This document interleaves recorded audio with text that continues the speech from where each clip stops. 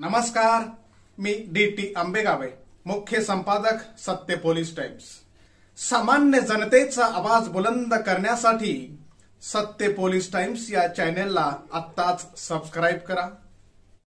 हे स्लाइडवर दिले त्याप्रमाणे थोडंफार आर्टिफिशियल इंटेलिजन्स बद्दल बोलणार आहे। पण ते म्हणजे आधी चालू करताना मला एक सांगायचं होतं की आपण फार लोक आपण नाही आहोत, त्याच्यामुळे इन्फॉर्मेटिव्ह आहे। कोणालाही मध्ये बोलायचं असेल, प्रश्न विचारायचा असेल तर तुम्ही थांबू नका, प्रश्न विचारा मध्ये कधीही। दुसरं म्हणजे हा इतका नवीन विषय आहे की मला कल्पना नाही किती जणांनी हे वापरले गेले। तुम्ही दाखवा हात कवर कोणी आर्टिफिशियल इंटेलिजन्स वापरलं आहे विमानामध्ये काय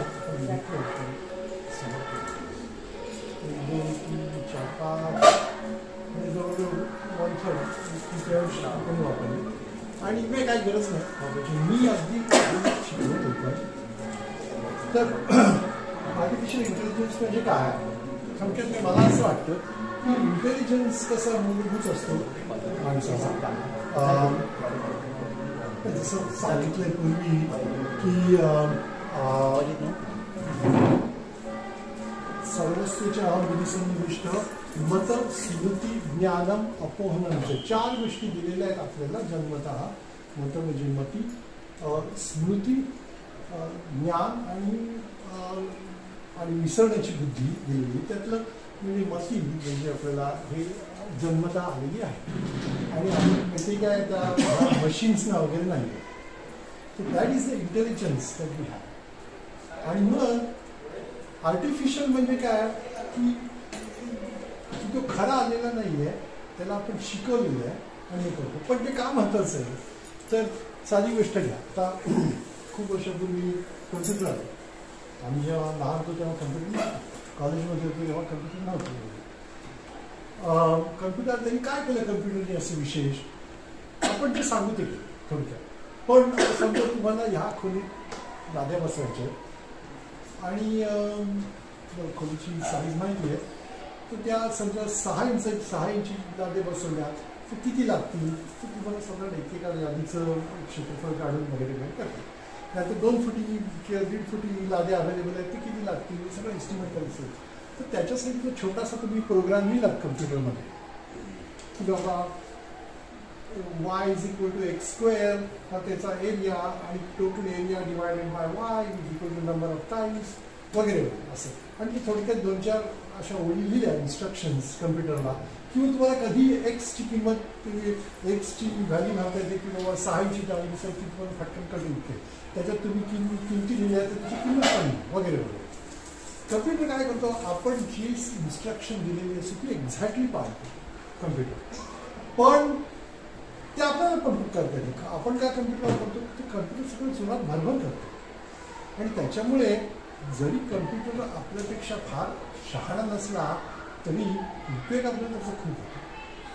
तसं आता जर पुढे गेलात तुम्ही की बाबा आता ह्या खोलीत टाईल्स आहेत, इतक्या टाईल्स आहेत, पण आता मला बघायचं होतं की ते सध्या नवीन काय डिझाईन आली वगैरे तर आपल्याला पटकन शक्य नसतं। आर्टिफिशियल इंटेलिजन्स म्हणजे तुमचा असिस्टंट, त्याला तुम्ही पाठवता की बाबा बघा कुठे काय मार्केटमध्ये काय चाललं आहे इकडे तिकडे आणि त्याचं आणि सांगा काय ते थोडक्यात समरी द्या आणि मग समरी त्यांनी दिली आणि मग तुमचं सांगेल इतके इतक्याला करतो। मग एकदा नाही मला एवढं महागाचं नको आहे आणि मला माझं बजेट इतकं आहे, इतके किती त्यातली डिझाईन्स दाखवा, ते डिझाईन पाहिजे तशी आणून देते। आणि असं म्हणजे आर्टिफिशियल इंटेलिजन्समध्ये तुम्हाला अजून गोष्टी करतात थोडक्यात कम्प्युटरपेक्षा खूप जास्त करतात। That's what we are going to talk about. तर तुमच्यापैकी काही म्हणाल की तुम्ही आर्टिफिशियल इंटेलिजन्स वापरले, तुमचा थोडक्यात अनुभव सांगता 1 मिनिटात? मी ChatGPT वर टाकलं होतं। हां, I want a story writing or dialogue writing. So conversation between 2 friends, one from Konkan area and the topic is on migration. Another friend is who shifted from Konkan to Mumbai for a job. Sir ते dialogues पूर्ण conversation आलं होतं त्या 2 मित्रांमध्ये. अच्छा, मी तुम्हाला जे करता येईल तुम्हाला हे करता येईल शक्य होतं, फक्त तुम्ही कमांड दिली की त्यांनी पटकन करून दिली. तुम्ही दिवसभर करून बघून करण्यापेक्षा दुसऱ्या कोणाचा अनुभव सांगायचा आवाज पाहिजे. ॲक्च्युली माझ्या सब्जेक्टमधले आत्ता लेटेस्ट रिसर्च पेपर्स कोणते आहेत हे मला माहिती पाहिजे होती इन अ पॅराग्राफ और 1 पेज. कारण आधी सगळे पेपर सर्च करायला लागायचे की आता रिसेंट इयरचे या सब्जेक्टमध्ये काय पेपर आले. तुम्हाला एक समरी देतं ते आणि मग तिथे रेफरन्सेस पण असतात. मग तुम्हाला जर एखादा पेपर इंटरेस्टेड वाटला तुम्ही तिथे पर्टिक्युलरली जाऊन तो चेक करू शकता. त्याच्यासाठी मी यूज दुसऱ्या कोणाला सांगायचं तुमचा अनुभव. इकॉनॉमिक्स शिकवतो. नवीन एक पेपर आला फायनान्शियल टेक्नॉलॉजीमध्ये फिनटेक. तो आता झाला NEPमध्ये. तर त्याबद्दल मटेरियल उपलब्ध नाही. तर लेटेस्ट आम्ही ते सर्च केलं यायला की फिनटेक त्याचं हिस्टरी सगळं आलं ते. मग ते वेगवेगळे ॲप्लिकेशन्स केले. त्यामध्ये आपलं रुपीचं वगैरे आहे, बिलडेक्स काय, त्याच्या मागामध्ये कुठली होती, हे सगळे कसे यूज करायचे, युजर फ्रेंडली कसे असतात ते सगळं डेटा आला तिथे आले का. येस. आणि त्याचं विद्यार्थ्यांना ट्रान्सलेट करून ते देता आलं. थोडक्यात काय तुम्ही अजून कोणाचं सांगायचं पण त्यांचा अनुभव शेअर. गेल्या वर्षी कॉमर्स फेस्ट अंतर्गत मला मॅडमने सांगितलं की तुम्हाला रिझ्यूम बिल्डिंग म्हणजे रिझ्यूम कसं बनवायचं ह्याच्यावर थोडंसं लेक्चर द्यायचं मुलांना. तर मी गॅन नावाची AIचं जे हे आहे ते वापरलं आणि त्याच्यातनं मी अगदी विदिन 5 मिनिट्स मी प्रेझेंटेशन तयार केलं आणि मुलांना ते दाखवू शकले. एक्झॅक्टली. म्हणजे तुमच्या डोक्यात कळून मला हे सांगायचं आहे फक्त आर्टिफिशियल इंटेलिजन्स तुम्हाला असं व्यवस्थित करून दिलं थोडक्यात तुम्हाला प्रेझेंट करायला ते बरं पडेल. आणि हे करणं चुकीचं आहे की नाही, हे लेगलिझम आहे की नाही वगैरे, तो ती गोष्ट वेगळी आहे. तुम्हाला म्हणतो पण तुम्हाला काय आर्टिफिशियल इंटेलिजन्समध्ये भावनांना फार स्थान नसतं किंवा क्रिएटिव्हिटीला स्थान नसतं असं आपल्याला वाटतं. तर किरणच्या दुकानात बसलेलं असताना आम्ही एक प्रयोग केला की किरण शेठचं जे दुकान आहे ते ग्रॉसरीचं दुकान आहे. तर ह्याची समजा आपल्याला ॲडव्हर्टाईज करायची असेल तर आपण कुठल्यातरी ॲडव्हर्टाईज एजन्सीकडे जाऊ, त्यांना काहीतरी मग ते कॅप्शन करतील, मग ती आपण सिलेक्ट करू, एखादं चित्र सिलेक्ट करतील. तर आम्ही 2 मिनिटात फक्त ते टाकलं की ग्रॉसरी शॉप आणि मग त्यांनी जे त्याचं विचारलं काय इंडियन पाहिजे की कुठली पाहिजे आणि ते केलं तर 2 मिनिटात त्याच्या ॲडव्हर्टाईजमेंटचं एक बाई घेते आणि सगळे शॉप्स तिथे वेगवेगळ्या प्रकारचे ठेवलेल्या वस्तू आहेत हे सगळं 2 मिनिटात आलं. म्हणजे क्रिएटिव्हिटीमध्ये आपण म्हणतो की याला स्थान नाही तर त्यात सुद्धा यायला स्थान आहे. कारण आर्टिफिशियल इंटेलिजन्सला इतका ऍक्सेस आहे बाकीच्या ज्ञानाला की त्याच्यामुळे आपल्याला इकडचं करत सगळं आपलं स्वतःचं ज्ञान आहे ते खूप वाढवता येतं. तो काय स्वतःहून स्वयंभू स्मार्ट नाही आहे, फक्त ते सगळ्यांचा उपयोग करतो. आता GPT PDF आहे ना, एक GPT PDF त्याच्यामध्ये आता रिसर्च मेथॉलॉजीला ते फार उपयुक्त आहे. म्हणजे एक्झॅक्टली तुम्हाला जेव्हा एखादा ते लिहून लिहायचं असेल, समजा 50 पेजी तुम्हाला रिसर्च पेपर वाचायचे आहे, तेवढं बुक वाचणं आहे, त्याला एका पेजमध्ये समरी तुम्हाला पाहिजे असेल तर 0 मिनिटे 5 मिनिटामध्ये तुम्हाला तो समरी करून देतो. म्हणजे एवढे यायचं फास्ट टेक्नॉलॉजी आतापर्यंत आली आपल्याला. आता माझं काय म्हणणं ह्याच्या पुढे आपण एक स्टेप जायचं की आपण आता सगळे शिक्षक आहोत आणि आता एक गोष्ट खूप वेगळी आहे पूर्वीच्या पेक्षा आणि आता की पूर्वी आतापर्यंत आपण कसं जेव्हा गणित शिकवतो, इतिहास शिकवतो, काय असेल ते शिकवतो ते शिक्षकाला जास्त माहिती असते, विद्यार्थ्यांना कमी असते, म्हणून आपण त्यांना शिकवतो.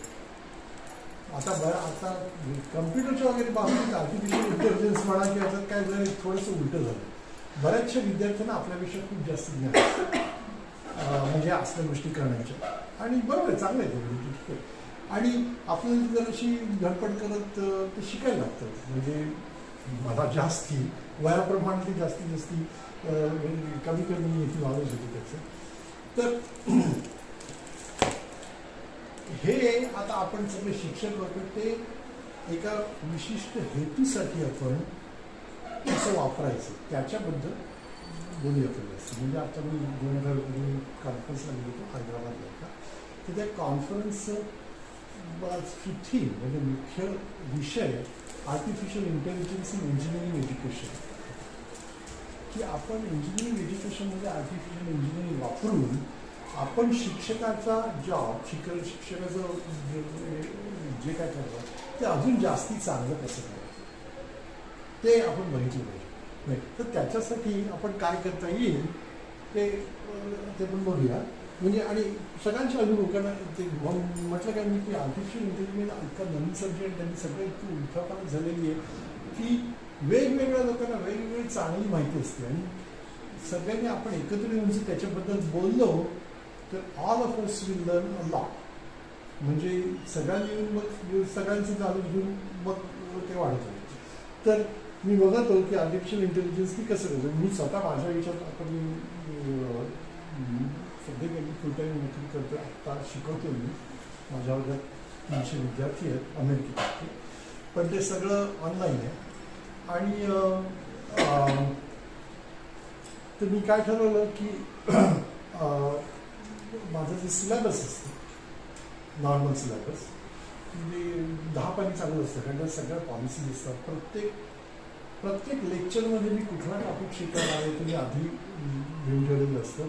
त्याच्यानंतर मग किती क्विज देणार, एक्झाम देणार, होमवर्क किती, रिडिंग असाइनमेंट किती, आणि सगळ्या वेगळ्या असाइनमेंट त्यांना देतो आणि प्रत्येकाचं वेट किती आणि शेवटी तुम्हाला ग्रेड कशी मिळेल वगैरे ते सगळं आम्ही पहिलं सांगू पहिल्यांदा सुरुवातीला की नंतर मी भाग म्हणून. आणि हे सगळं लिहून काढलं असतं त्याची 10 पानं लागतात करायला. 10 पानं म्हणजे जरा कंटाळवाणंच काम असतं वाचायचं वगैरे सगळं. म्हणजे तर ते मुलांच्या पर्यंत पोचायचं आणि त्या मुलांना त्यांच्या भाषेत त्यांना कळलं पाहिजे. कारण we have to talk the talk, walk the walk. म्हणजे आपण म्हटलं की आम्ही लहान असताना 2 मैल चालायचो, नदी क्रॉस करून जायचो आणि ह्याच्यात जायचो आणि त्यांना काय ह्याच्यात इंटरेस्ट नाही. त्यांना इंटरेस्ट काय की आत्ता त्यांचं जग हे आहे, त्या जगात त्यांना शिकायचं आणि आपण त्यांना शिकवायचं. सो टीचिंग लर्निंग प्रोसेस जी आहे ती आपल्याला एनहान्स करायची ती सांगितली. सो तर ते सिलेबस आता कसं त्यांना वाचायला लावायचं, तर म्हणून मी ते घेतलं सिलेबस आणि घातलं कशात तरी त्या आर्टिफिशियल इंटेलिजन्सच्या प्रोग्राममध्ये. आर्टिफिशियल इंटेलिजन्सचे बरेच प्रोग्राम आहे. तो एक नोटबुक एलेन नावाचा एक ChatGPT आहे, तुम्ही म्हणाला तसं को पायलट आहे आणि अजून तो काय जेमिनी आणि हां बरेच आहेत. आणि हे वेगळे प्रोग्राम्स वेगवेगळ्या ह्याच्यात जास्त उपयोगी पडतात. आता सगळं ते एकत्र होईल आता पण. आणि आपल्या इव्हन व्हॉट्सॲपवर पण ते मेटाचा आर्टिफिशियल इंटेलिजन्स सगळे. तर म्हणून मी ते माझं सिलेबस आणि ती सगळी माहिती जी मी म्हटलं की it's kind of dry information, is not very interesting thing, तर ती घातली. आणि आर्टिफिशियल इंटेलिजन्सनी मला एक तो ब्लॉग करून दिला.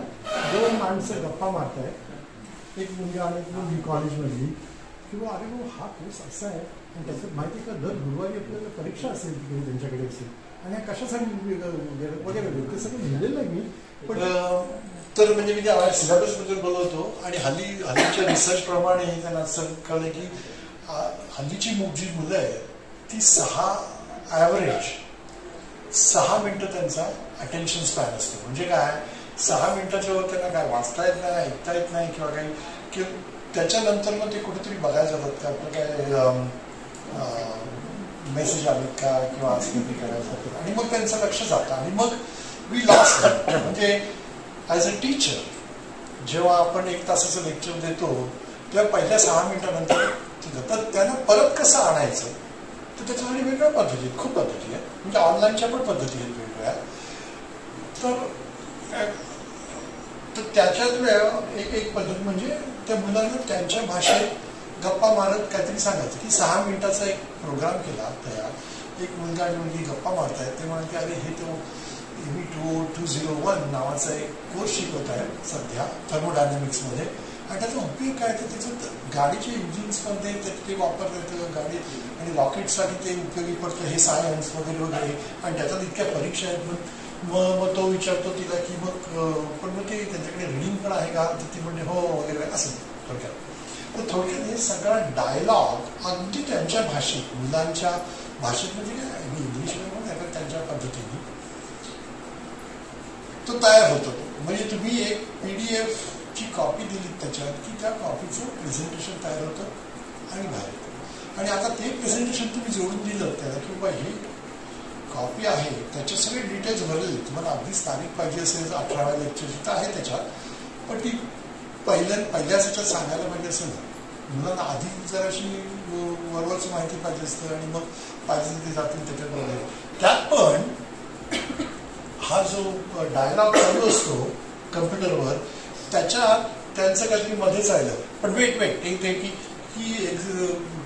क्विज स्कोर का कुठल्या दिवशी आहे, कारण मला त्या दिवशी कुठेतरी फॅमिली प्रोग्रामसाठी बाहेरगावी जायचं आहे, त्याच्यामुळे मला ते करता येणार नाही, मला दुसऱ्या दिवशी पाहिजे असं त्यानं मध्येच थांबून विचारलं. तर हे 2 खोटे लोक जे कम्प्युटरचे आहेत ते ऍक्च्युली थांबतात आणि तुम्हाला उत्तर देतात. आर्टिफिशियल इंटेलिजन्स इतकं ते पुढे गेलं की अगदी खऱ्यासारखं ते जग निर्माण करतात आपल्यासाठी. आणि सर्वात मुख्य एकच हेतू आहे आपला शिक्षक म्हणून की मुलं शिकली पाहिजेत आपली. की आपण आमच्या त्या ऑर्गनायझेशनचं तर हे आहे की मोठं आहे की we are teaching or they learning.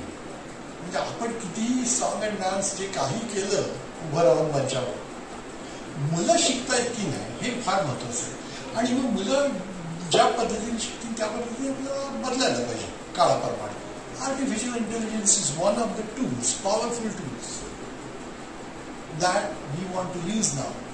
की बाबा आपली शिक्षण पद्धती किंवा लेक्चर पद्धती सुधारली. शिक्षण म्हणून मोठ्या प्रमाणाने म्हणत आहे फक्त क्लास तुमचा काही विषय असेल. तर मी एक बघितलं सहज, समजा तुमचा इतिहासाचा क्लास आहे आणि इतिहासात तुम्ही धडा शिकता. जालियनवाला बाग किंवा जालियनवाला बाग जालियनवाला इतिहासावर काहीतरी तुमचा धडा आहे निबंध काहीतरी, आणि त्याच्याबद्दल तुम्हाला मुलांना इंटरेस्ट आणायचा आहे, त्याच्यात शिकवायचं आहे, त्याच्यात तुम्हाला त्यांची परीक्षा द्यायची वगैरे वगैरे. तर म्हणून मी प्रयत्न केला त्याच्यावर. आणि हे बघा ते कसं होतं तुम्हाला आधी. तर क्रिएट आता अपलोड सोर्सेस. आता एक बरं आहे याच्यात, बरेच जण काय म्हणतात आर्टिफिशियल इंटेलिजन्समध्ये, आणि बरोबर आहे आर्टिफिशियल इंटेलिजन्स इकडून बरोबर माहिती गोळा करतात, पण माहिती बरोबरच आहे का नाही असं नाही. कारण तुमची युट्यूबवरनं आणि ह्या टी व्हीवरनं सगळ्या बातम्या बघितल्या तर तुम्हाला माहिती असतं की बऱ्याच बातम्या खोट्या आहेत आणि त्यांनी कोणीतरी मुद्दाम घातलेले आहेत. ते कसं करणार? तर ह्याच्यात एक बरं होतं, हे मी आपल्यासाठी करणार होतं, आपण आपला धडा शिकणार आहोत त्यांना. तर आपल्या धड्यासाठी त्याला सांगायचं की सोर्स त्याचा फक्त हाच पाहिजे मला, दुसरा सोर्स नको आहे मला. तुम्ही बाकीकडे जाऊन पुढे माहिती आणू नका, मी सांगितल्याकडे हे तीच माहिती आणा. त्यांचं चूज फाईल करा आणि त्या मला ह्याच्यात जा, हा प्रोडक्टमध्ये जा, ते जालियनवाला बागमध्ये जाऊ. हा आहे बघा PDF PDF आधी दाखवलीच नाही तुम्हाला काय आहे ती फाईल. हे नाही त्यांनी ऑलरेडी सुरू केलं. ह्याच्या बाहेर पण जालियनवाला बाग ते हे दाखव. मला ते गंधळ जालियनवाला बाग आपण म्हणतो, पण पंजाबी लोक त्याला जालियनवाला बाग म्हणतो, लोकल म्हणून मला ती बदललं गेली तर अशी पंजाबी डिटेल नाही. आणि त्याच्यात जालियनवाला बाग हा हत्याकांड मराठी माहिती, आणि त्याच्यात हे त्याचे आउटलाईन आहे. आणि त्याच्यात त्यांनी काय काय काय काय लिहिलं की कुठल्या युरोनेटच्या कायद्यामुळे भारतात असंतोष निर्माण झाले होते वगैरे वगैरे. हा स्वातंत्र्य चळवळीतला एक काळा दिवस आहे. ह्या दिवशी तिकडे तो जनरल रेजिनाल्ड डायर तो आला आणि मग त्यांनी तो त्याला मारायला वगैरे सांगितलं. तुम्हाला सगळ्यांना माहिती काय इतिहास काय झाला. आणि हे आपण शिकवतोय मुलांना. तर हे ते आर्टिकल आहे, हे मला कुठेतरी मिळालं आणि हे बरोबर आहे साधारण. मी माझ्या आठवणीतलं तसं होतं. तर आता तुम्ही परत जाते याच्यावर. ओके, तर हे ऍड सोर्स. तर ऍड सोर्स तर तुम्हाला करता येतं आता ना का. आता सध्या सोर्स फक्त हा आहे. Artificial intelligence will use only that source to prepare something else that आम्ही केलं. म्हणजे सांगितलं काय तर ते सुरुवातीला ते आपली थोडीशी. आता ह्याचा गंमत बघा, हे आर्टिकल दिलंय ते संपूर्ण मराठी भाषेत. याचा अर्थ त्याला मराठी येते. म्हणजे हे चांगलं आहे, कारण आपण बरीचशी मुलं आपली मराठीतून विचार करतात, तर आपण मराठीतलं काय नाही करायचं असं. मी तुम्हाला एक छोटी गोष्ट सांगतो. मी मध्ये गेलो होतो नॉर्वेला, 6 महिने राहिलो होतो तिकडे. आणि तिकडे नॉर्वे देशाची लोकसंख्या आहे 47 लाख, मुंबईच्या 1/4 पण नाही. पण त्यांची भाषा वेगळी आहे, पण त्यांच्या तिकडची सगळी मुलं सगळी माणसं नॉर्वेजियन भाषेत सगळं करतात. सर्फिंग गुगलमध्ये पण त्याचं येतं, ते सगळं नॉर्वेजियन भाषेत त्यांना येतं. त्यांना इंग्लिश येतं नाही असं नाही, पण स्वतःच्या मातृभाषेत ते विचार करू शकतात. आणि मग त्याच्यामुळे काय होतं, त्यांची जराशी क्रिएटिव्हिटी वाढते, त्यांची प्रॉडक्टिव्हिटी वाढते. आपल्याला कसं दुसरी भाषा बदलायला लागते. आज बऱ्याचशा शिकलेल्या माणसांची मुलं इंग्रजी शाळेत जातात का? कारण त्यांना नोकरी मिळत नाही. मराठी बरोबर, त्यांचं कारण बरोबर आहे, मराठी शाळा ऊस पाडली, कारण मराठी शाळेत का उपयोग नाही जातो. हे चुकीचं झालेलं आहे एका अर्थी. पण मराठीत जर तुम्ही विचार करत असला तर मराठीत मिळालं तर बरं आहे. एक बरं झालंय की आता की बाबा ह्या AI ला मराठी येतं, निदान ते करता येतं. आता त्याच्यात त्यांना अजून बोलता येत नाही, त्याच्यात बऱ्याच गोष्टी करता येतात. एक म्हणजे डीप डाईव्ह डिस्कशन, 2 होस्ट इंग्लिश होती, तर त्याच्यात ते एक मुलगा आणि एक मुलगी एकमेकांची गप्पा मारत आहेत की हे काय आहे, हा कसला धडा आहे. आणि मग ते जर वाचण्याच्या ऐवजी मुलांनी असं काहीतरी लावलं कानाला वगैरे आणि त्यांच्या फोनवर ऐकलं तर ते कदाचित त्यांना जास्ती कळेल. शिवाय त्यांना पुढे बसून वाचायला पाहिजे असं नाही, कुठे जात असताना वाचता येईल किंवा बाथरूममध्ये गेल्यावर पण धडा वाचता येईल हे लावून, अशा पद्धतीचं ते करतात.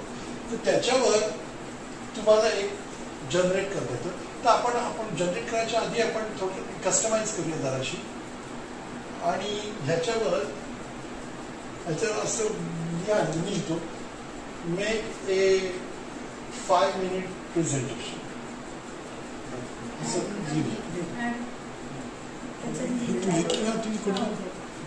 मेक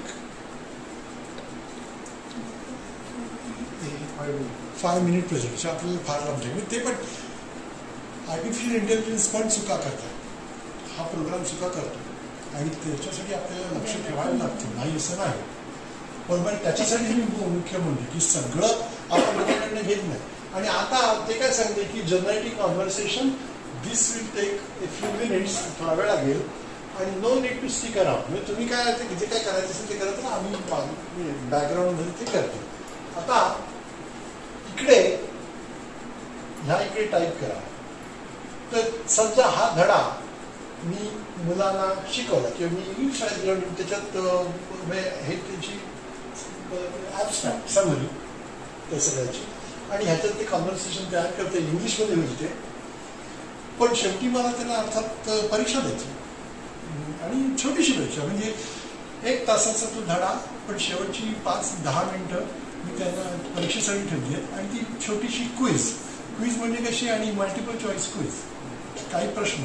तर इकडे लिहा की make a multiple choice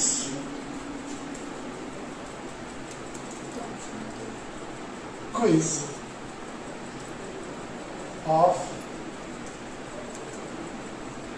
6 questions. 6 multiple choice question 6 मिनिटात त्यांना करता आलं पाहिजे, कारण साधी सोपी असेल बघा. फक्त जर जी मुलं लक्षात ऐकतील त्यांना येईल, बाकीच्यांना येणार. फक्त मुलांना सांगितलं की क्विज शेवटी परीक्षा आहे की मग जराशी ते हे होतात, त्याच्यात ही क्विज झाली तयार. आता तुम्हाला असं पण लिहित आहे की make a 6 question, make a multiple choice quiz of 6 questions in Marathi.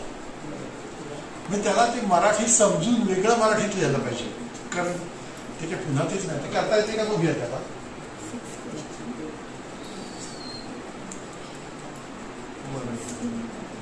In Marathi. आणि एक चालू असेल ना, आपण थोडीशी चुका केल्या लिहिण्यात वगैरे वगैरे, ते पण त्याला कळतं. आता झाली त्याची कुणी झाली, फक्त त्याच्यात काही गोष्टी त्याला एक नेहमी पाहिलं. आता इकडे थांबा, इकडे फॉर एक्झाम्पल दिल्ली, त्याला वेलांटी घालता येत नाही, रस्व किंवा दीर्घ त्याला वेलांटी येत नाही. ठीक आहे, जे काय आहे ते. पण आता भारतात कोणत्या कायद्यामुळे असंतोष निर्माण झाला आणि जालियनवाला बाग येथे लोक जाण्याचे मुख्य कारण झाला, कुठला कायदा, तो कुठला तो रोनेट कायदा किंवा असेल, आणि त्याच्यात ते ऍक्च्युली उत्तरं पण देतात त्याच्यात आणि वगैरे वगैरे असं. तर व्हॉट वॉज एस्टॅब्लिश इन 1959 हे इंग्लिशमध्ये गेलं, पण त्याच्या आधी मराठीत पण त्यांचं काय काय मिळून असेल की बाबा कुठल्या तारखेला घडलं आणि 4-5 वेगळ्या तारखा दिल्या वगैरे. ज्या मुलांनी थोडंफार लक्ष देऊन ऐकलं असेल हे, त्यांना 6 पैकी 5 तरी येतील की 4 तरी प्रश्न येतील. तर त्यांना सांगायचं तुम्हाला आलं पाहिजे ते, आणि ताबडतोब प्रश्न देऊन आणि त्याच्यामुळे तो धडा संपला.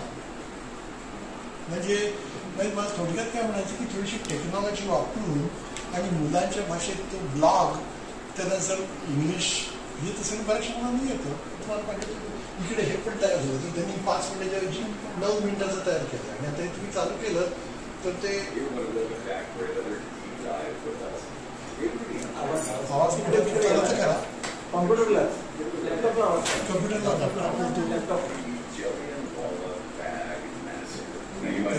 त्यांचे उच्चार विचित्र Sheds light on some details you might have missed. So, picture this. It's 1919, British ruled India, and tensions are already running pretty high, and boom, the British government just drops the Rowlatt Act. Yeah, the Rowlatt Act. It's fascinating how this act just smoldering fire of unrest in India. It basically gave the British almost unchecked power to imprison anyone they deemed suspicious. Without even a trial. Can you imagine under a law like that? Your freedom could just be snatched away at a moment's notice. It's chilling to think about. No wonder people were outraged. This wasn't just like some bureaucratic rule. It was मराठीमध्ये अजून येत नाही, पण हे आपल्यावर आहे. आता आपल्याला म्हणजे काय, आपण इकडे बसलेलंच नाही, पण कधीतरी करायला पाहिजे. आपल्याकडे जर करतात किती छान होईल, थांबा पाहिजे. पण ह्याच्यात ऍक्च्युली हे इंटरॅक्टिव्ह मोड आहे ना, त्याच्यात तुम्हाला ते असं करता येतं की वेट आणि जालियनवाला बाग म्हणजे where was it located in India, किंवा ती थांबते आणि सांगते की इट वॉज इन पंजाब किंवा असं काहीतरी. म्हणजे अशी ती प्रश्नांची उत्तरं द्या आपल्याला, जशी काही ती खरी माणसं बसली आहेत तिकडे. मला आठवते फार पूर्वी जेव्हा रेडिओ देखील नवीन होते, त्याच्यावर माझं वय कळायचं मला की रेडिओची, आणि त्याच्यात त्या ट्यूब होते रेडिओमध्ये, ट्रान्झिस्टर नव्हते ते असे ट्यूब. तर त्यात आम्हाला कोणतरी सांगितलं की हे रेडिओ असं आहे ना, ह्याच्यात मागे छोटी छोटी माणसं बसलेली आहेत आणि ती बोलतात काहीतरी, म्हणून आम्ही मागे बघायचो का आहेत का ती माणसं. तसं चक्क मला आता ह्याच्यात वाटतं की ही माणसं दोन बसली आणि त्याला आपल्याला उत्तर देतात आपल्या प्रश्नाला. म्हणजे थोडक्यात इट्स व्हेरी इंटरेस्टिंग. तुम्ही काय म्हणत ना, हा आपण कदाचित त्याचा ऍक्सेंट पण बदलू शकत असू कुठल्या वेगळ्या ऍपमध्ये, तर आपल्या मराठीमध्ये ऍक्सेंट समजायला थोडा कठीण कदाचित असेल. हा, कारण मी वाचलं की हे जे भाषण म्हणा किंवा हे डायलॉग आपल्या आवाजात करता येईल का, आणि ऍक्सेंटमध्ये. नुसतंच ऍक्सेंट नाही, मला माझा हा ह्याचा टीचर मी आहे म्हणून माझ्या आवाजात पाहिजे मला, ते पण करता येतं. कारण त्याला आपल्या आवाजाची हे द्यायला लागते, नमुना द्यायला लागतो, आणि ते आपल्या आवाजात करतात. आणि सॉफ्टवेअर आहे. तर म्हणजे एक लक्षात घ्यायचा, याचा उद्देश असा की आपल्याला teaching learning should go on, that is the main bottom line objective. तर त्याच्यासाठी आपण शिक्षकांनी बदलायला पाहिजे, म्हणजे काळाप्रमाणे. आता हे मी म्हटलं त्याच्यात पण आता हे सगळे निर्माण झाला, आणि जालियनवाला बाग वगैरे, एप्रिल वगैरे वगैरे सगळ्या त्या वेळाच्या तुम्हाला घालायला लागतात. दुसऱ्या ह्याच्यात येतात, काही ह्याच्यात येतात त्या दुसऱ्या, पण अशा प्रकारे ते करतात. आता दुसरं म्हणजे त्याच्यात आपण एक बघितलं ॲब्स्ट्रॅक्ट, त्याचं एक समरी येतेच, त्याच्यात परीक्षा त्यात करता येतात, प्रेझेंटेशन करता येतं, स्टडी गाईड करता येतं. स्टडी गाईड म्हणजे काय, मुलांना समजा घरी जाऊन शिकायचं असेल तर ह्या विषयावर, आणि आता सोर्स आपण एकच लिहिलेला आहे, त्याला सांगितलं तुम्ही बाहेर पडून जाऊन काढून, पण त्याला स्टडी मुलांना अभ्यास करायचा त्याचा, तर त्याच्यावर त्याचे असे महत्वाचे प्रश्न तयार करतात. तुम्ही स्टडी गाईडवर क्लिक करा.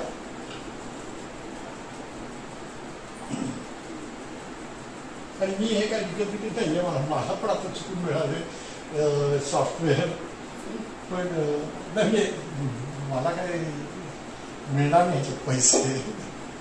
पण आता बघा स्टडी गाईड त्याच्यात काय दिलंय, ज्याने मला बघा बाग मॅसेकर. तर answer the following questions in 2 to 3 sentences each. What were the immediate actions taken by British troops at Jallianwala Bagh? तर मुलांना सांगायचं की बाबा हे घरी जाऊन त्याचा विचार करून या, कारण मी परीक्षा त्याच्यावर देणार, ह्या सगळ्या प्रश्नांवर परीक्षा देणार आहे. आणि हे सॅम्पल क्वेश्चन, याची उत्तरं पण दिलेली आहेत खाली सगळ्यांची. आणि पण ह्याचा अभ्यास करा पुढच्या या. मी प्रश्न विचारेन त्याच्यावर कशावरही, त्याच्यावर तुम्ही विचारलं तर त्यांनी सगळ्याचा जर अभ्यास केला आणि पाठ केलं तर झाले, शिकले. माझ्यामध्ये त्यांना माहिती झाली, इनफ माहिती झाली, तर काही पुढे काही करायची गरज नाही तिथे. आणि हे तुम्हाला सगळं सेव्ह करून ठेवता येतं, म्हणजे तुमच्या पुढे घेतला. आता माझी लेक्चर्स शेअर असतं आणि काय काय त्याच्यामध्ये even you can select and copy and paste in word document. ते वर्ड डॉक्युमेंटमध्ये ठेवता येतं. त्यावेळेला हे कन्वर्ट टू सोर्स केलं तर हे सोर्समध्ये येईल. आणि हे बघा स्टडी गाईड.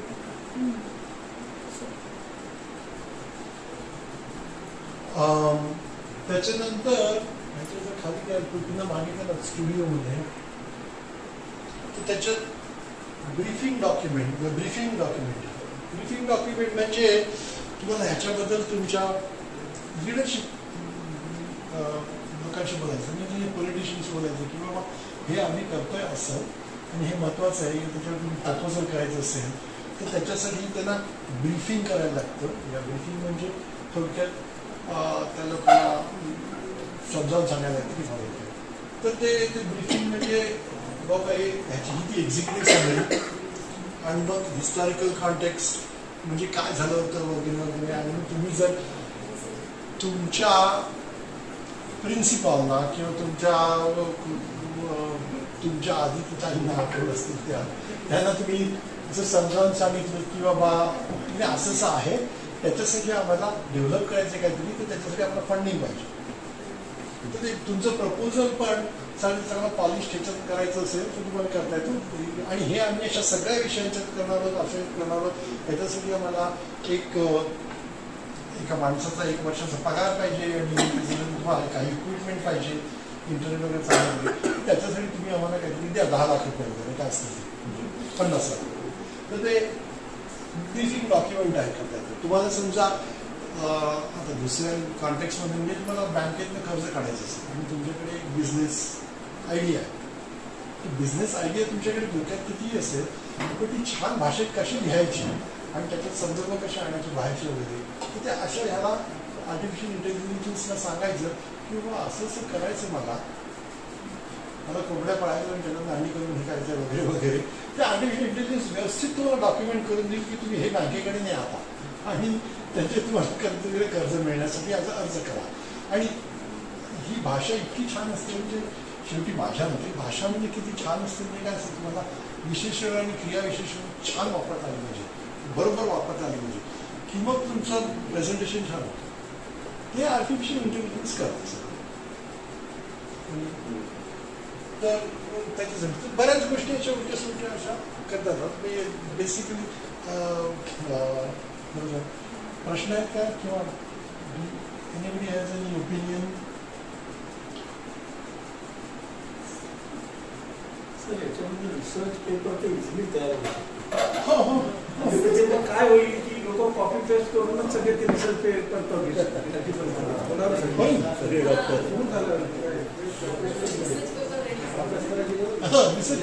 म्हणजे ह्या विषयावर की बाबा रिसर्च पेपर लिहून द्या मला आणि त्याच्यात मला कमीत कमी 15 रेफरन्सेस पाहिजे.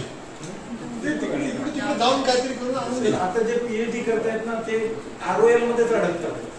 तर त्यांनी जर यांना विचारलं ROL करून दे एवढे, त्याच्यात काही कोटी ते नसेल शोधावे लागतील, तर त्याच्यामध्ये मिळतील 100च्या पेपर ROL मिळतील की जेणेकरून त्यांचं स्टडी पुढे जाऊ. तर जेव्हा जेव्हा अशी नवीन टेक्नॉलॉजी बाहेर येते, म्हणजे माझं मत असं आहे, सेव्ह कसं करायचं माहित नाही मला, पण मी तुम्ही राईट क्लिक करून कदाचित होईल किंवा शेअर करून होईल किंवा actually if you select and copy, select copy आणि वर्ड डॉक्युमेंट मध्ये कॉपी, हे डायरेक्टली वर्ड किंवा डॉक्युमेंट हे घ्या किंवा copy link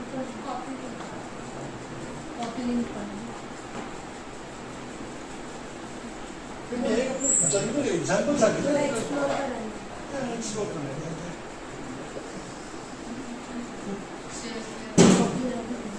copy link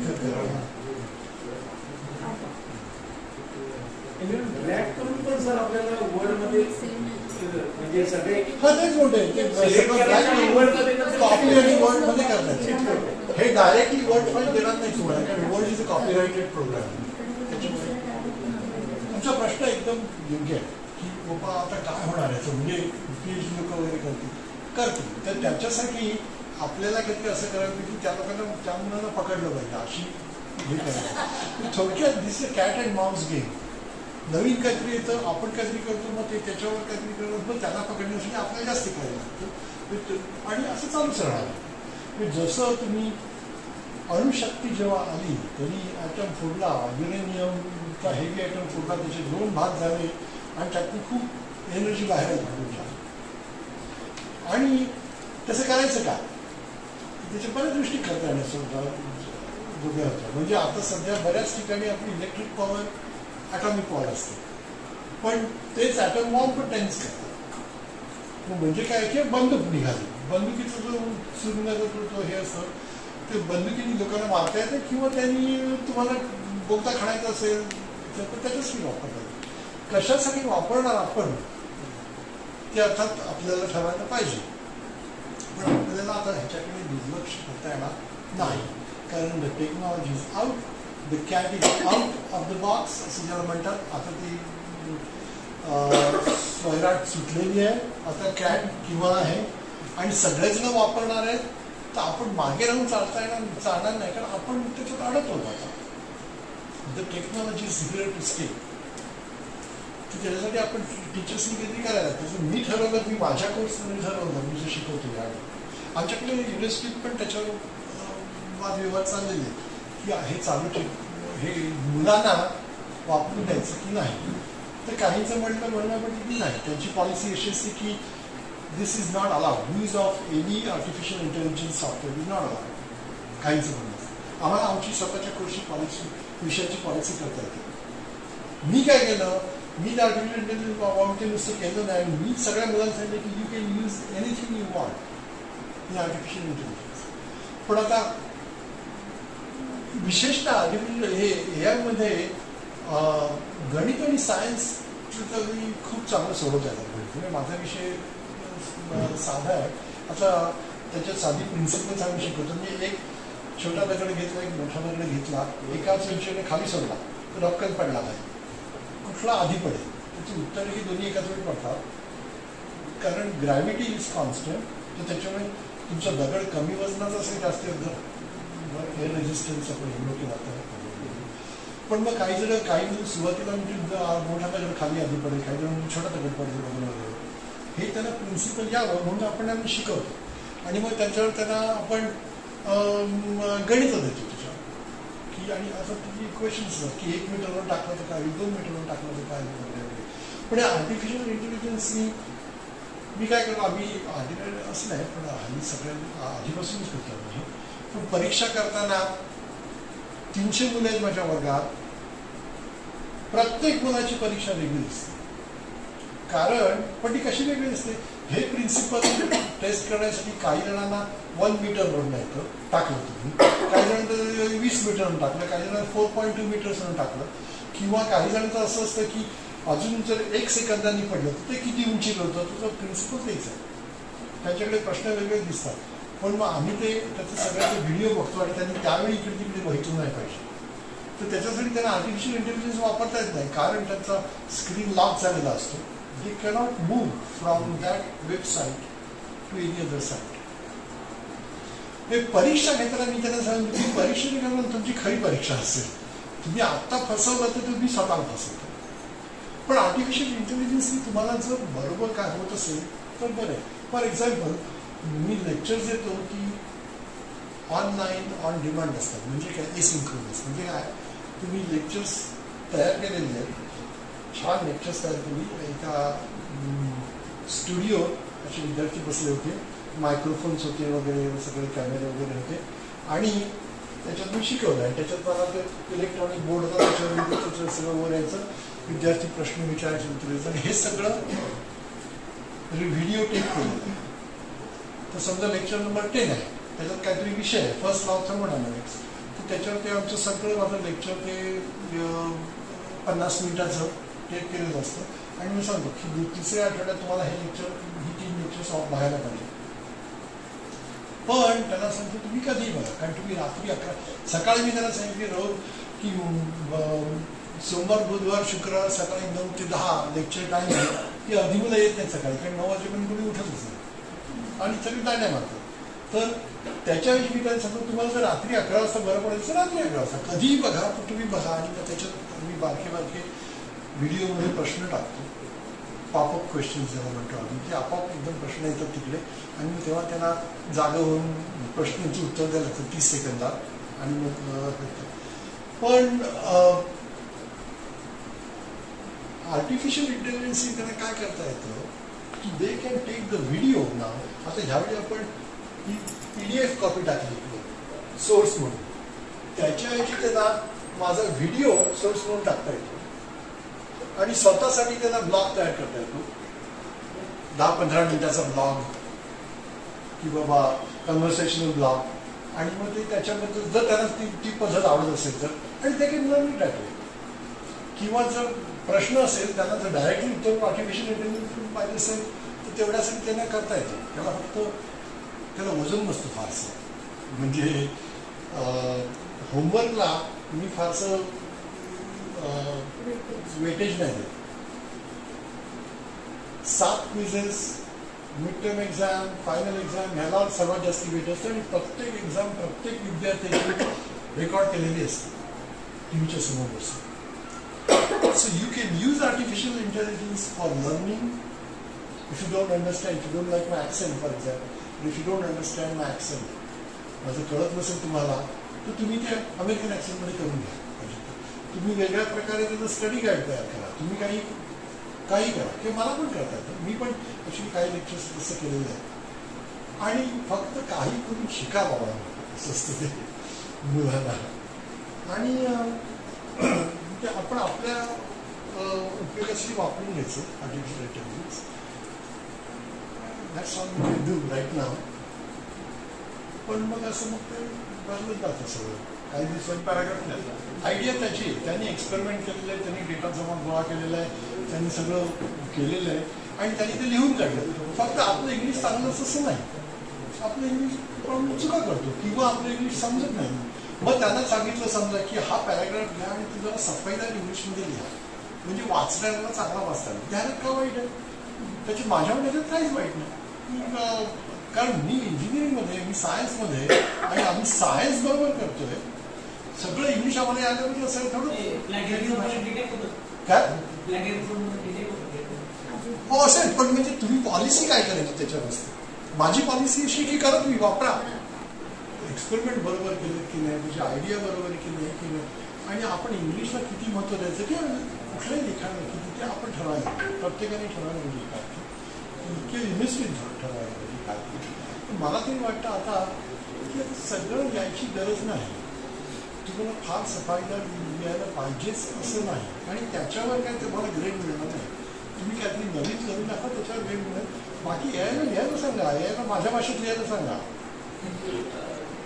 national consumer liberation कमिशनमध्ये आम्ही आमची एक केस फाईल केली कन्झ्युमर केस. आणि असं झालं की ती कन्झ्युमर केस फाईल केल्याच्या नंतर काय काय गोष्टी आम्हाला माहीत नव्हत्या की एक्झॅक्टली काय टर्म्स वापरायचे आहेत, काय नाही टर्म्स वापरायचे, इम्प्लिमेंट कोणाला करायचं आहे, काय नाही करायचं आहे. असं झालं की तिथे गेल्याच्या नंतर तुम्हाला वकील नेमायची गरज असते तसं नाहीये. You can depend on your on. आणि इव्हन कॉन्फरन्सने पण ते करता येतं आणि तेवढं तिने आता ते केलेलं आहे. प्रॉब्लेम काय व्हायचे की जज सांगायचे की त्यांना समोरचा पार्टीचा वकील असायचा, तो सांगायचा नाही मला दुसऱ्या पार्टीला इम्प्लीड करायचं आहे, आम्हाला आतमध्ये घ्या वगैरे असं. पण नंतर नंतर एवढं कंटाळलो आम्ही असा विचार केला की एखाद्या ऍडव्होकेटला आपण देऊया. पण त्या ऍडव्होकेटला नेमताना जर कन्झ्युमर कोर्टामधनं मिळालं तर ठीक, नाही तर असं व्हायचं की आपल्याला त्याला सगळं सांगावं लागायचं ए टू झेड. नंतर ते म्हणायचं तसं काय असेल तर आम्हाला सांगा, हे करा ते करा, ते झालं. नंतर मग आम्ही असा विचार केला की एवढं करत बसण्यापेक्षा आपण बघूया तरी जेमिनीमध्ये टाकून बघूया, चॅट जीपीटीचा वापर करून बघूया. आणि एवढ्या मी सरप्राईज झालो की तो अक्षरशः सुप्रीम कोर्टाच्या जे निर्णय झालेले आहेत त्याच्याशी रिलेटेड जेवढे निर्णय झालेले आहेत ते मी रिफर केले, ऍज वेल ऍज त्याचं ते जिस्ट किंवा त्याचे जे ऑर्डर्स आहेत त्या ऑर्डर्स मधली जिस्ट त्याने आम्हाला कळवली. आणि ते ज्या वेळेला आम्ही परत प्रोड्यूस केले त्याच्यानंतर केस बळकट होती. म्हणजे हे जे आहे AI जे आहे ते तुम्हाला इतकं काही रसद पुरत फक्त एक आहे, त्याच्यामधली ऑथेंटिसिटी मात्र आपल्याला चेक करावी लागते. म्हणजे जसं सुप्रीम कोर्टाचे काही त्यांनी रिफरन्स दिले, नंतर परत सुप्रीम कोर्टाच्या साईटवरती गेलो, परत चेक केले, पण मात्र ते रिफरन्स मात्र चालले. तर 2 गोष्टी त्याच्यावर कोणाला हे असं कोणाला वाटते की ह्यांनी केलं ते चुकीचं केलं, फसवलं, स्वतःनी नाही लिहिलं. हा प्रश्न नाही त्याचा, कारण स्वतःनी काय प्रत्येक गोष्ट लिहायला पाहिजे असं नाही. ते जजला कळेल ज्या भाषेत लिहिलं तर ते जास्त चांगलं असं माझं मत आहे. पण आणि तसं मी माझ्या विषयात पण करतो. माझा विषय फिजिक्स. तुम्हाला इंग्लिश यायलाच पाहिजे असं नाही, म्हणजे एवढं चांगलं सफाईदार. तुम्हाला त्याची प्रॉब्लेम सोडवता आले पाहिजे जे मी देईन ते. मग ते तुम्ही कशी मी नंतर हे करा. आणि दुसरं म्हणजे आता बघा तिकडे जो वकील होता त्याचा जॉब गेला आता, कारण जेमिनी प्रॉब्लेम झालाय. मी थोड्या वेळाने त्याच्यामध्ये ऍड करेन. मी एक हे आलाय व्हॉट्सअपवरती, आम्ही सरांना पण ते दिलं. त्यांनी एक बॉक्स बनवलाय सर. त्या बॉक्समध्ये तुम्ही त्याला काहीतरी विचारायचं. जो बॉक्स आहे तो बॉक्स तुम्हाला सांगणार की तू आधी थोडंसं इनपुट द्यायचं, नंतर तो तुम्हाला सांगणार की तुमची तुम्ही टेस्ट करा. टेस्ट केल्याच्या नंतर ते रिझल्ट पण टाकल्याच्या नंतर तो तुम्हाला ऍडवाइस करणार की ह्या डॉक्टरला तुम्ही रिफर करा, त्या डॉक्टरला तुम्ही पैसे पाठवायचे, तो तुम्हाला अनालिसिस करून त्याच्याबद्दलचं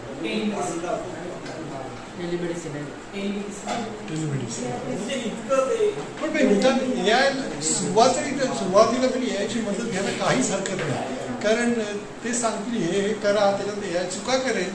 आपल्याला तेवढं इंटेलिजन्स पाहिजे की बाबा हे या चुका करताय आणि इकडे त्याच्यामध्ये करा. आणि मग पण AI खूप बाकीच्या गोष्टी चालू शकतात. म्हणजे AI थोडक्यात त्यांना कसं वापरायचं की use it as your assistant who is very smart or a team of assistants. की तुमच्या हाताखाली 4 लोक आहेत जे काय रिसर्च करू शकतील आणि तुम्हाला बरोबर काहीतरी उत्तर देऊ शकतील. पण तुमच्या डोक्यात प्रॉब्लेम आहे कसं आहे ते मात्र तुमच्या डोक्यात पाहिजे. आणि तसं ते AIचं पण आहे आता. आणि AI म्हणजे बरेच जॉब जाणार आहेत, पण नवीन जॉब तयार होणार आहे. आणि हे नवीन जॉब कोण घेणार आहे तर आपले जे विद्यार्थी जे AI मध्ये तयार असतील, ज्यांना AI करता येते, ज्यांना स्वतःहून जाऊन हे वापरता येतात, ती मुलं करणार आहे. ते त्याच्यासाठी आपण शिक्षकांनी म्हणून आपण तो विचार केला पाहिजे की आपण मुलांना काय.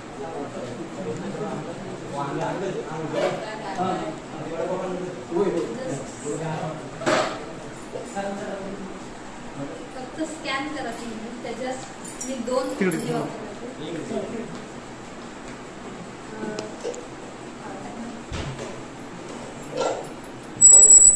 ऍप वापरले होते. एक म्हणजे वेब AR एक आहे. हा की पॅनो आहे. की पॅनो एक ऍप आहे की ज्याच्यात मी फक्त जस्ट इमेज टाकल्या, 6 इमेज टाकल्या, top bottom left right back आणि फ्रंट अशा फक्त सेंटरच्या इमेज टाकल्या तर तुम्ही जर स्कॅन केला तर QR तर तुम्हाला अशा प्रकारे ते 360 डिग्रीमध्ये मुव्हेबल दिसेल. एक आहे म्हणजे व्हिडिओ तयार करतो 360 डिग्रीमध्ये. आणि अजून एक दुसरा जो QR कोड आहे त्याच्यात तुम्हाला तो QR कोड तुम्ही स्कॅन केला की त्याच्यात सेंटरची एक इमेज मी टाकली ते या स्टुडिओमध्ये.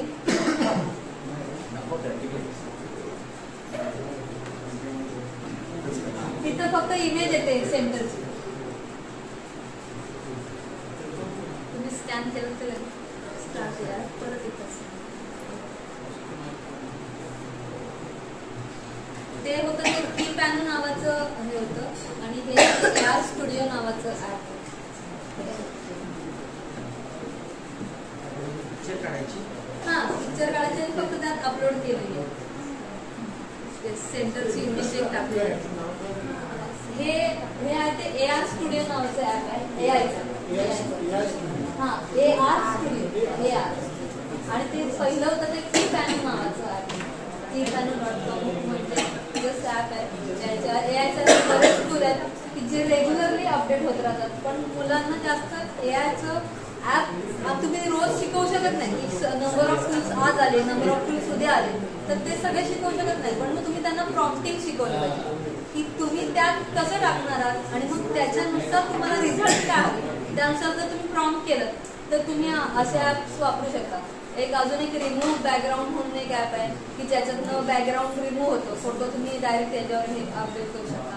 असे बरेचसे ॲप आहेत. क्विज एक ॲप आहे की ज्याच्यातनं तुम्ही सरांनी दाखवलं जसं क्विज बनवू शकता.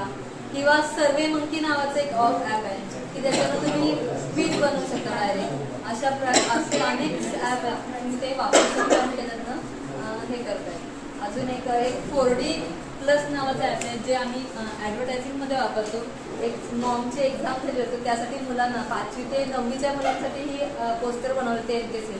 त्यात हे जे तुम्ही जर ॲनिमल 4D+ नावाचं जर ॲप घेतलं आणि ही जर इमेज स्कॅन केली तर तुम्हाला एक प्लॅन दिसतं आणि त्याच्यावर अँड फिरताना दिसतात आणि ते मुलांना बघताना खूप मजा वाटते.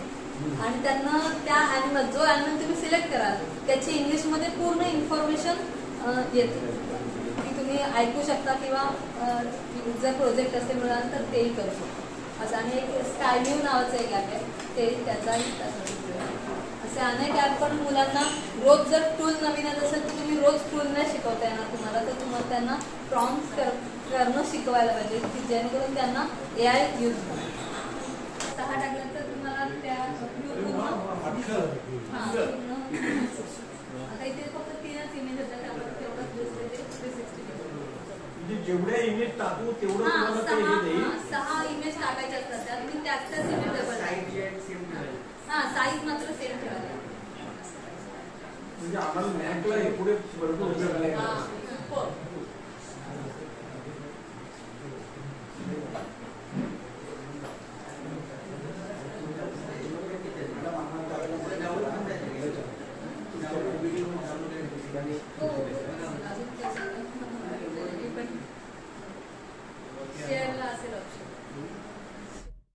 सामान्य जनतेचा बुलंद आवाज, सत्य पोलीस टाइम्स.